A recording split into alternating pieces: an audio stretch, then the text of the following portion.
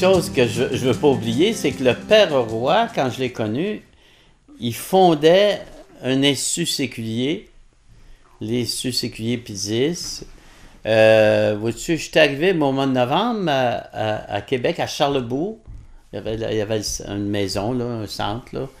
Et puis, le 8 décembre, il y avait ce qu'on appelle l'approbation officielle de Rome de l'Institut.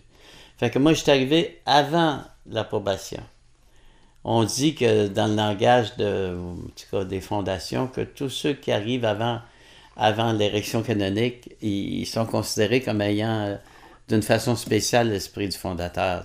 Bon, ça ne veut pas dire qu'on a tout l'esprit, mais on a des choses. Alors, c'est ça, là, il a fondé un institut séculier qui c'était nouveau à l'époque, là.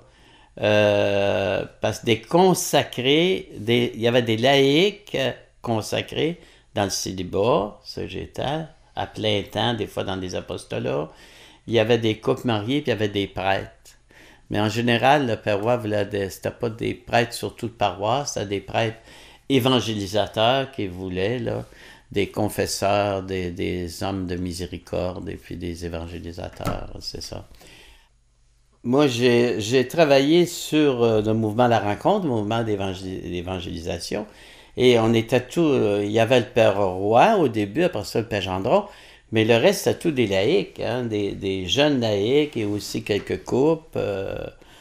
Et moi, j'avais un don pour la parole, alors même si je n'étais pas prêtre, je faisais une sorte de prédication, en tout cas, je donnais des conférences, hein, le film de la vie, et puis la miséricorde. Hein. J'ai toujours quelque chose, à partir de ma conversion, moi, j'ai fait une expérience de miséricorde, de pardon, et ça m'a toujours habité. Et durant la rencontre, je racontais et je mimais quasiment là, la parabole de l'enfant prodigue. Hein. Même la parabole de l'enfant prodigue, j'ai mis ça sur mon testament comme évangile de mes funérailles. Alors, puis là, moi, peu à peu, durant les rencontres, il y a des gens qui venaient me voir. Alors, je n'étais pas prête, mais les gens voulaient me voir. Et je faisais un peu de counseling, je préparais les gens à voir le prêtre. Bon, alors je faisais ça. Et puis, beaucoup de gens auraient voulu s'ouvrir à moi. Et puis moi, ben, je disais, je ne suis pas un prêtre, là, tu sais. Et de là est venu ce désir de devenir prêtre. Bon. C'était très, très, très, très fort. Dans l'institut, au début, en tout cas, il ne voulait pas trop. Il disait, ben, regarde, là, Jean Vanier, il n'est pas prêtre. Puis regarde tout le bien qu'il fait comme laïc. Pourquoi tu ne resteras pas? Tu sais, tu seras un peu notre Jean Vanier, pour dire, c'est ça que j'avais le message. Tu seras un peu notre Jean Vanier. Mais moi, c'était très, très fort. C'était long, c'était une grande souffrance, un grand désir de devenir prêtre, puis il y a toutes sortes, ça bloquait. Je peux te raconter quelque chose, je l'ai déjà raconté, comment le Seigneur je dirais, il m'a mis au pied du mur, là, tu sais, moi, un jour, devant ça, qui bloquait, puis bon, il voulait que je reste un laïc, je suis rentré dans la chapelle, à la maison Sartois, à Charlebourg, puis j'ai dit au Seigneur, Seigneur, si tu veux pas que je sois prêtre, j'accepte de ne pas l'être. Ça, c'était terrible.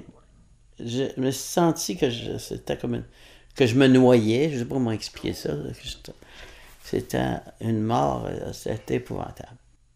Et c'est après ça, tranquillement et assez vite, que je suis devenu prêtre. C'est assez comme au moment où j'ai fait ce sacrifice. Moi quand je lisais le sacrifice d'Abraham, hein, qu'il sacrifie son fils, mais son fils il est redonné après.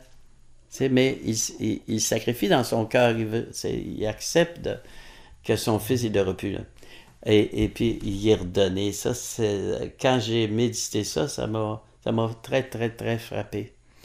Alors, deux choses qui ont peut-être aidé à ce que je commence la théologie. Un jour, je suis à la prison de Québec, je visite la prison de Québec, et je donne un genre de témoignage, puis là, il y a un petit bureau, puis il y a des prisonniers qui viennent me voir. Alors, il y a un jeune, je suis un peu de son âge, là, mettons 24 ans, 23 ans. Alors, il est devant moi, puis il dit, j'aimerais ça que tu me donnes pardon de mes péchés. Ben, j'ai dit, vraiment, je peux pas, je suis pas un prêtre. Il dit, t'es pas prêtre? J'ai dit, non, mais tu devrais y penser. Et ça, là, je sais pas ce que ça a fait, un clic, je sais pas quoi. Et ça m'a très, très frappé. Ça. Deuxième chose, quelques temps après ça, je vais en Europe avec le directeur général de mon institut. Et là, on va à Ars. Et là, je ne raconterai pas en détail, mais j'ai eu une grâce très spéciale à côté du confessionnal du Saint-Curé d'Ars. C'est une grâce qui m'a marqué et tellement fortement que j'en ai parlé. Puis après ça, on m'a permis de commencer la théologie. À partir. Alors, deux choses. Ce jeune prisonnier qui dit tu devrais y penser. Et puis, je vais à Ars, à côté du confessionnal. J'ai une grâce assez spéciale qui m'a marqué, qui a fait que j'ai commencé la théologie. Mais c'est sûr qu'à mon âge, quand j'ai fait la première partie de la théologie, j'avais peut-être 30, 35, 36. Et la deuxième partie, j'avais peut-être 40, puis j'ai été ordonné à 44. Voilà. Et j'avais le père Hitz, qui était un grand théologien, puis en même temps un homme de Dieu, qui me suivait, puis qui m'a fait, ça, prends pas ce cours-là, prends ça, tu sais, il m'a préparé un cours de théologie.